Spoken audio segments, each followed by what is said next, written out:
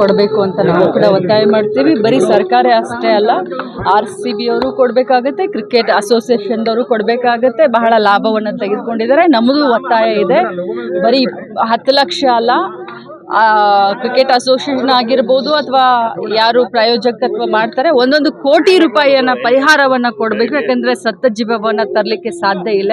ನೋಡಿ, ವಿರೋಧ ಪಕ್ಷದವರು ಇನ್ನೇನು ಮಾತನಾಡಲಿಕ್ಕೆ ಸಾಧ್ಯ? ಜನರ ದಿಕ್ಕನ್ನು ತಪ್ಪಿಸ್ಲಿಕ್ಕೆ, ದಾರಿಯನ್ನು ತಪ್ಪಿಸ್ಲಿಕ್ಕೆ ಇನ್ನೇನು ಮಾಡಬೇಕೋ ಅದನ್ನೆಲ್ಲ ಅವ್ರು ಮಾಡ್ತಾ ಇದ್ದಾರೆ. ಬಟ್ ನಮ್ಮ ಹಿರಿಯರಾದಂಥವರು ಎಲ್ಲರೂ ಏನೇನು ಉತ್ತರ ಕೊಡಬೇಕೋ ಅದು ಉತ್ತರ ಕೊಡ್ತಾ ಇದ್ದಾರೆ.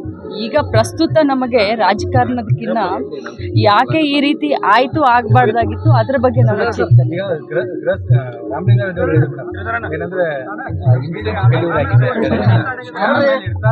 ಈಗ ತಾನೇ HK ಪಾಟೀಲ್ ಸಾಹೇಬ್ರು ಹೇಳಿದ್ರು, ಅವರು ತಮ್ಮ ಅನುಭವದಿಂದ ಹೇಳಿದ್ದಾರೆ.